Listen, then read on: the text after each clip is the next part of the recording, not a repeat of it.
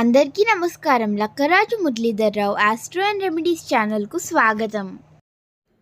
ఈరోజు సోమవారం 18 డిసెంబర్ సుబ్రహ్మణ్య షష్ఠి.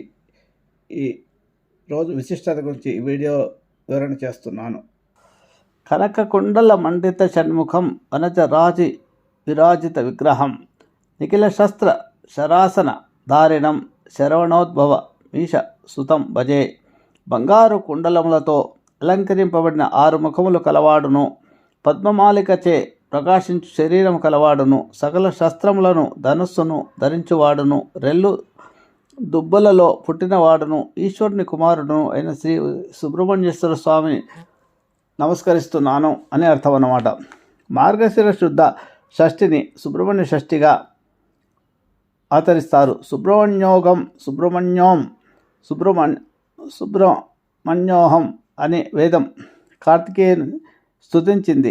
బ్రహ్మ విద్యకు సంతాన భాగ్యానికి అధిపతి సుబ్రహ్మణ్యుడు. నీ వంటి దైవంను షడానన నేనందు కానన్రా అని త్యాగరాజాదులు ఈ స్వామిని కీర్తించారు. సులభ ప్రసన్నుడైన కుమారస్వామిని ఈరోజు అర్చించి అభీష్ట సిద్ధిని పొందుతారు. సర్వరూపంగా భావించి పుట్టలో పాలు పోయడం కూడా ఈ రోజున కొన్ని చోట్ల ఆచారం. షష్ఠి కుమారుని జన్మ దినం స్వామికి ప్రీతిపాత్రమైన తిథి. కొందరు ఉపాసాది నియమాలతో కూడా స్వామిని అర్చిస్తారు. ఏ విధంగానైనా ఈరోజు షణ్ముఖుని పూజించడం ద్వారా సర్వోత్తమం, సర్వారిష్ట పరిహారకం. ఈరోజు ఎవరైతే సంతానం లేని వారు ఉంటారో, అలాగే జాతకంలో సర్పదోషాలు ఉండేవారు ఉంటారో, ఈ సుబ్రహ్మణ్య స్వామిని ఈ సుబ్రహ్మణ్య షష్ఠిలో ఆరాధించడం వల్ల సర్పదోషాలు తొలగడమే కాక సంతాన ప్రాప్తి కూడా కలుగుతుంది.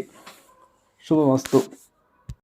మీకు నా వీడియో కనుక నచ్చితే లైక్ చేయండి, షేర్ చేయండి. ఈ వీడియో కింద ఉన్న బెల్ ఐకాన్ను క్లిక్ చేయడం ద్వారా నా ఛానల్ను సబ్స్క్రైబ్ చేసుకోండి. దీనివల్ల మీకు నా వీడియోలు అందుబాటులో ఉంటాయి. Thank you.